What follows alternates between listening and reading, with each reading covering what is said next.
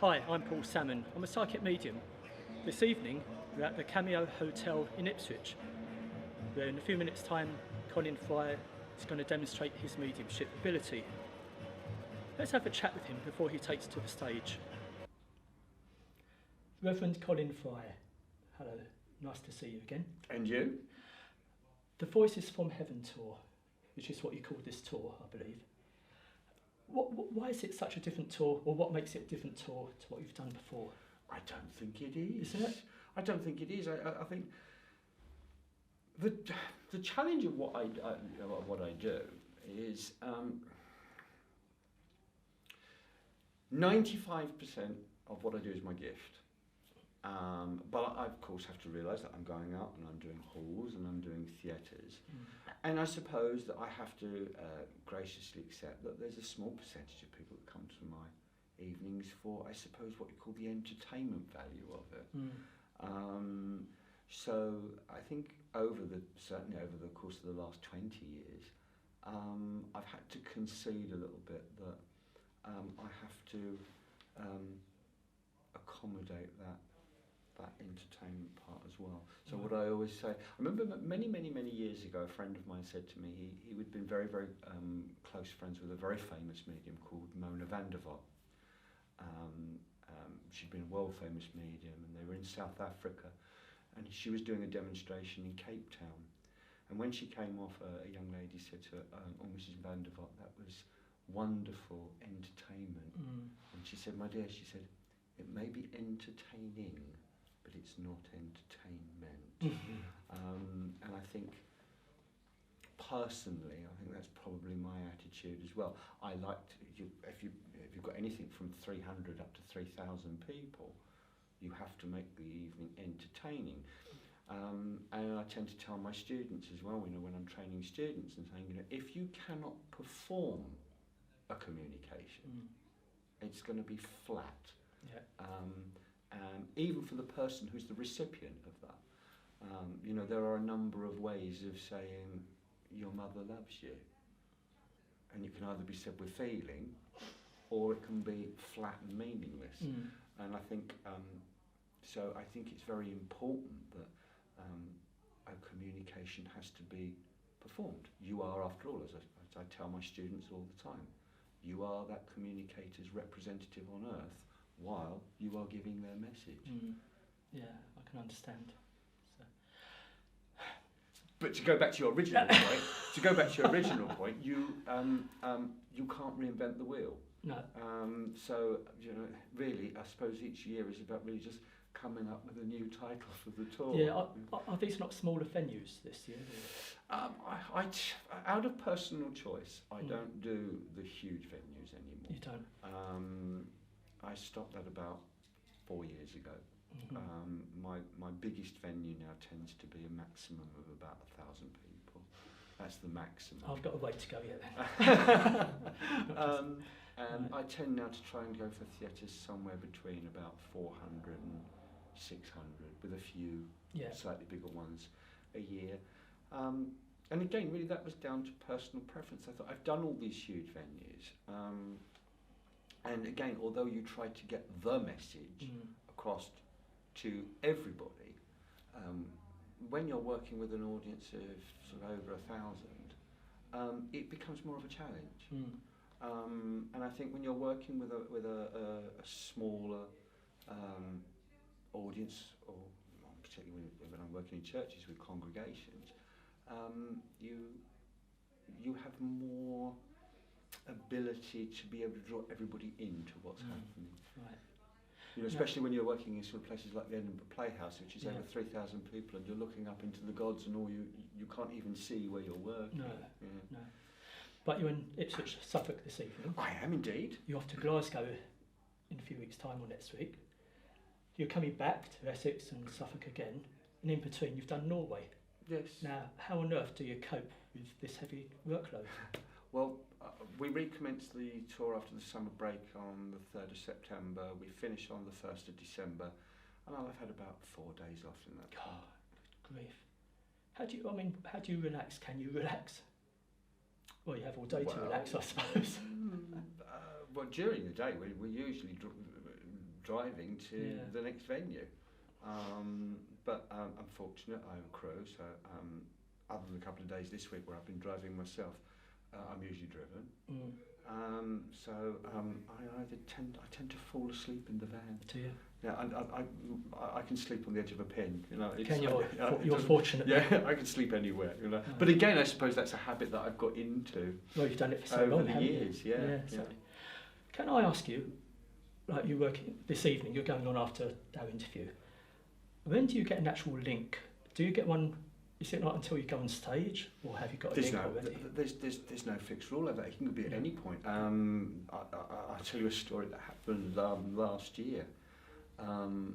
We were out on tour and we were at a particular venue, and you'll understand, of course, I've got to change the names involved. But I was in the dressing room one night and I suddenly looked at my tour manager and went, "Sharon Smith?" And he said, "What on earth does that mean?" I said, "I've got a woman with me called Sharon Smith. We noted the time, it was 6:15. And he said, "Oh, maybe it's a communication for tonight." I said, "No, it doesn't feel for tonight." And at 6:15, every night, for 2 weeks, this woman came into my head, Sharon Smith, 6:15, every night. And then one night I walked out onto the stage after about 2-3 weeks, and I looked out into the audience, and about 4 rows back, sitting over there was a woman, and I pointed out, I said, "Your mother's name is Sharon Smith?" She went, "Yes." I said, "And you bought the tickets to come to the show at 6:15 Wednesday, 3 weeks ago?" She said, "Yes, I did." I said, "I know, I've had your mother with me ever since you bought the tickets. From the moment you bought the tickets, I've had your mother with me at the same time every night." And then again, sometimes I can be getting ready in the morning to leave home and someone will just be there.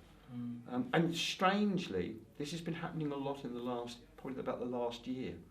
They will connect me at a time, and then when I go to deliver that message in the evening at the show, I'll say, "Your mother showed me that at 10:25 this morning you were," or one the other day, "Your mother's telling me that you were searching through the bottom drawer of the chest of drawers this morning at 11:15 for a photograph of her." She said, "Yes, I was." I said, "Yes, I know, because that's when she first connected to me." Right. Okay. So yeah, so it's there is no fixed point, and there are other nights when I walk out on the stage and I'm doing my introduction. I'm thinking now would be a really good time to start talking to me. Yeah. I know that bit. And you know, it's. I think I've become aware over the course of the years that there are nights when I don't even have to concentrate on it. My mind just goes into free fall. And I can be delivering a message and I'm not even, you know, like us having a conversation here now, you have to think about what you're going to say. You know, it's a very fast process, but we are all aware that when we speak, we're thinking about what we have to say. There's nights when I'm on stage and my mind is in such a free fall state that I'm not even consciously aware that I'm processing the words. They're just coming out.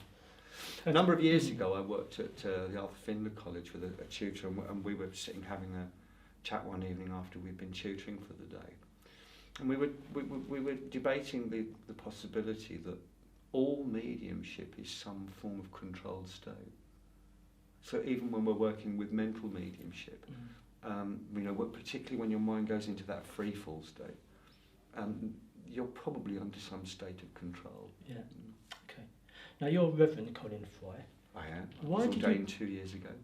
And congratulations as well. Thank you very much. But what made you choose that decision to become a minister? I think it was probably there in my mind for quite some time. And I always say I never speak for other mediums, I only ever speak for myself. But I came from a background of spiritualism. That was how I came into the movement, how I started going through spiritualist development circles, working and demonstrating in spiritualist churches. And for me, it's the mediumship has always been the act behind in front of the act that is the product of the belief. I think I felt for a very long time that it's more than just messages. And communication has to be a process or a part of the process of healing. So, and my work as a medium, and I trained as a counsellor, and I trained as a healer, has taken me to areas that has been outside of the public view. You know, when I've worked, counselling in hospices, and done ministry work, for people that are spiritually distressed.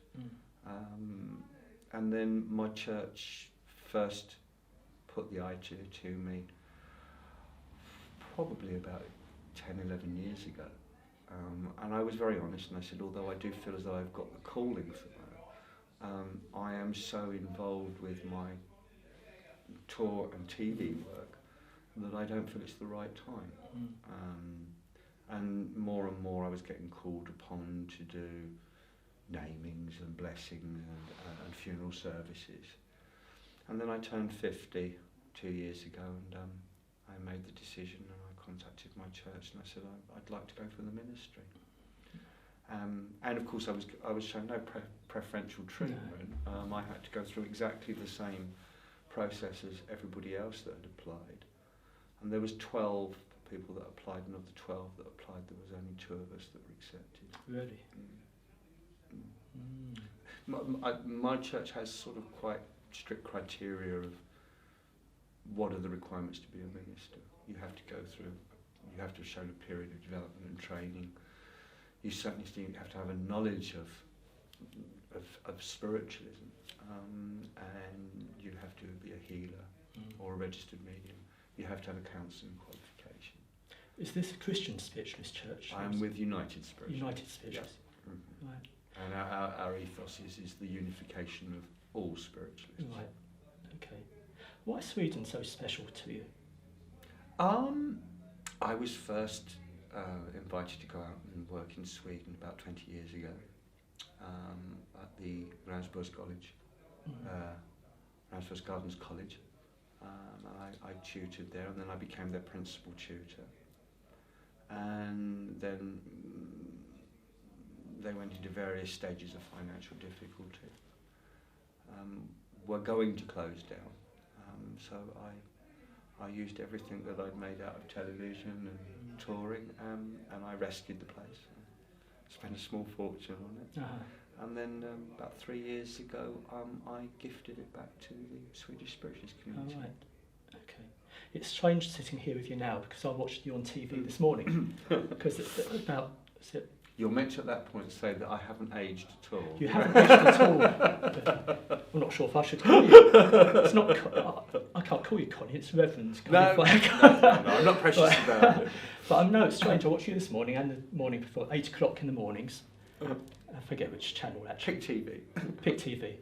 Any chance of any more television work? I'll be honest with you. I wouldn't say that I wouldn't do it, but television was something that just came along. I didn't ask for it. It was offered to me. I never expected The Sixth Sense to become as big as it did, and to lead on to all the other television work that I've done in the last 12 years.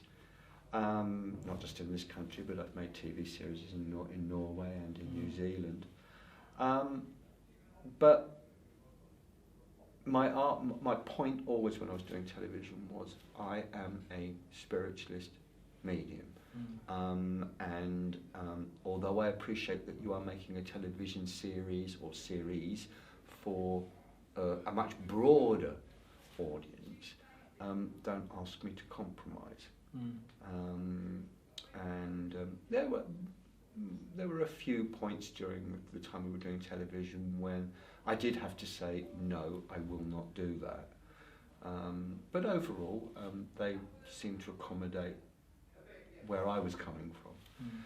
And so the types of things that I've been offered, I don't think it is what the public would expect of me. And with the greatest of respect to people that are interested in paranormal investigation, I mean, it's just not my thing. No. And it does bother me. And funny enough, I was asked a question about this last night. It bothers me that this whole phenomena of paranormal investigation has become so hugely popular that I do worry at times that there are too many inexperienced people doing it, and they're like children with a stick poking a bee's nest.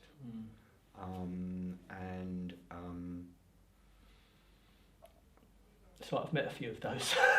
I do wonder actually whether they actually completely understand what they're doing. You know, it's maybe I have been a part of the commercialization of spirit communication. But you have to set a personal standard for yourself of what you will do and what you won't do, and what is dignified and what is respectful, and stick to that. And particularly now that I'm a minister, I think I have to stick to that ethos even more now than I want, than possibly once I did. Yeah. So I mean, if I was offered another TV series like The Sixth Sense, yes, I would probably do it. I was asked to do a very similar series in Norway a couple of years ago called Den andre siden, which means the other side, which strangely was the working title for The Sixth Sense. But yes, I would probably do something like that again if I was asked, and certainly by the fact that it's been on television every day for the last 12 years, it certainly shows that it's still hugely popular. Well, you're a popular man, you're a popular medium. Good luck for tonight. Thank you.